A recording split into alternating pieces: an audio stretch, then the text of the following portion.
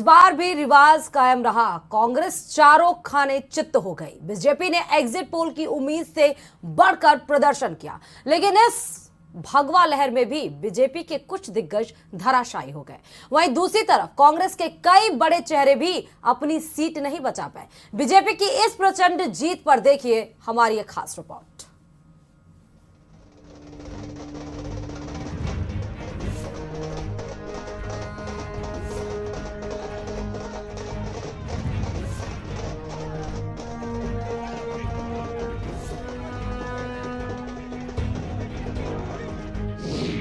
हर तरफ भगवा लहर।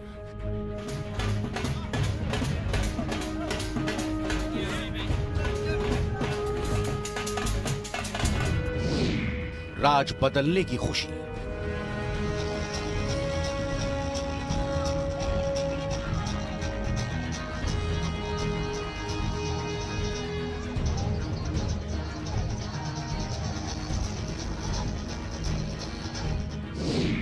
कांग्रेस में हर तरफ सन्नाटा।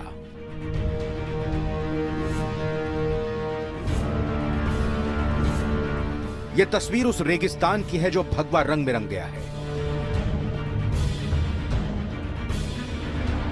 क्या मारवाड़, क्या शेखावटी और क्या वागड़, हर तरफ ऐसी भगवा लहर चली है कि कांग्रेस पूरी तरह से ध्वस्त हो गई। अलवर से लेकर जैसलमेर और हनुमानगढ़ से लेकर भरतपुर तक सिर्फ भगवा ही भगवा नजर आ रहा है। रेगिस्तान की जनता ने एक बार फिर राज बदलकर साबित कर दिया कि अब राजस्थान में रिवाज नहीं बदलेगा। जैसे जैसे एक एक कर बीजेपी के दिग्गजों के जीतने की खबर आती गई, मरुधरा की फिजाओं में केसरिया ध्वज लहराता गया। महंत प्रतापपुरी ने साले मोहम्मद से अपनी पिछली हार का बदला लिया है। वहीं बाबा बालकनाथ और बाल मुकुंद आचार्य ने सांसें थमा देने वाले कांटे के मुकाबले में जीत दर्ज की है।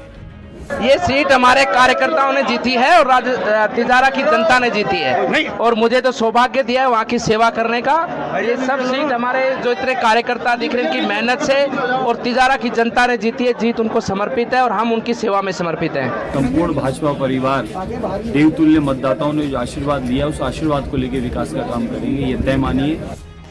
इनकी जीत पर बीजेपी कार्यकर्ताओं ने जमकर जश्न मनाया। वहीं वसुंधरा राजे, अशोक गहलोत, सचिन पायलट, किरोड़ी लाल मीणा, राज्यवर्धन सिंह राठौर, हनुमान बेनीवाल समेत तमाम दिग्गजों ने भी जीत दर्ज की है। पहले दिन से आखिरी दिन तक सेम ऊर्जा से हम सब ने काम करा, क्योंकि एक आनंद, एक उत्सव के रूप में हमने इसे मनाया। हमारे साथ प्रधानमंत्री मोदी जी थे, उनका काम था। हम तो छाती ठोक के हजारों कांग्रेसियों के सामने खड़े हो सकते हैं, हजारों विपक्षियों के सामने खड़े हो सकते हैं, क्योंकि हमने काम करा है। हमारी पार्टी जो कहती है उसे करती है। सारी चोरी चकारी खत्म करना, नीचे तक साधन पहुंचाना, ये हमारी जिम्मेदारी से हम काम करते हैं। और यही जनता ने भी देखा, और इसी कारण से उनके हर मन में ये विश्वास है कि मोदी गारंटी ही है जो उनके परिवार के साथ खड़ी हुई है। जनता का मैं बहुत बहुत आभार व्यक्त करती हूँ कि उन्होंने मुझ पे विश्वास जताया है और इतनी बड़ी जिम्मेदारी दी है। और विद्याधर नगर की जो सारे हमारे कार्यकर्ता हैं उनकी मेहनत से, उनकी ताकत से मैं जीती हूँ। और हमारे माननीय प्रधानमंत्री जी ने जिस तरह से पूरी तरह से एक कलेक्टिव लीडरशिप में और उनकी लीडरशिप के अंडर हम लोगों ने इस चुनाव को लड़ा और इतने अच्छे परिणाम आए।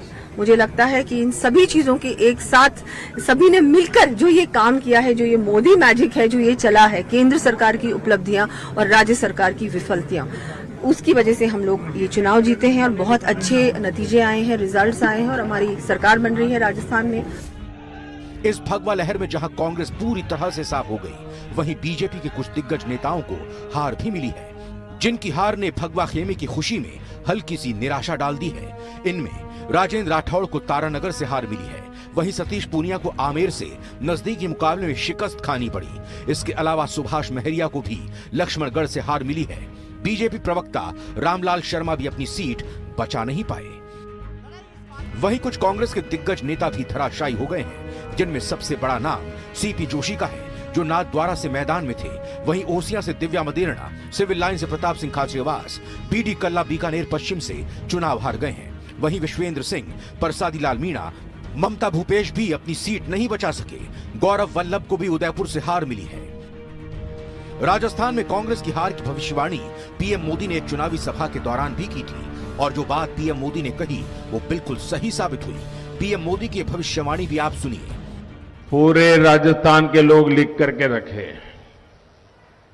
इस बार तो नहीं, अब राजस्थान में कभी भी अशोक गहलोत की सरकार नहीं बनेगी। इससे अलग दिया कुमारी की जीत ने तो सभी रिकॉर्ड तोड़ दिए। दिया कुमारी ने 71,000 से ज्यादा वोटों से जीतकर कांग्रेस के सीताराम अग्रवाल को धूल चटा दी। जयपुर शहर में जमकर बीजेपी की लहर चली। किशनपुर और आदर्श नगर की सीट को छोड़ दें तो जयपुर पूरी तरह से भगवा में हो गया।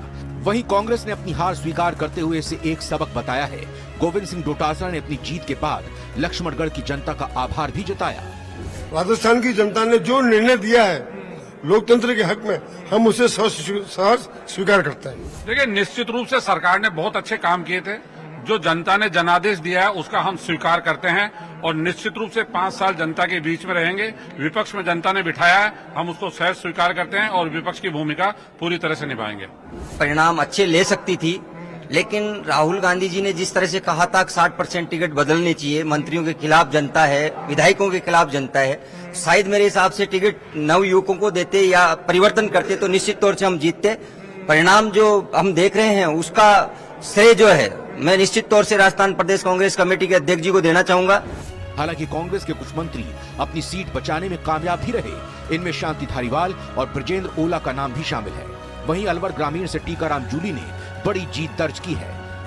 प्रतिक्रिया यही है कि सेवा करते आए और सेवा करते रहेंगे। जीत का मार्जिन कम रहा सर? मार्जिन कम रहता है, इसमें कोई दो राय नहीं। मैंने कहा ना आपसे कि जिस प्रकार से सांप्रदायिकता का जहर घोला गया था, कई लोग बह गए उसमें। राजस्थान विकास की जो लोग प्रशंसा करते थे वो तक बह गए। बहुत से ऐसे लोग जो 5 साल तक मेरे साथ रहे, मौका देख के मुझे छोड़ के भाग गए।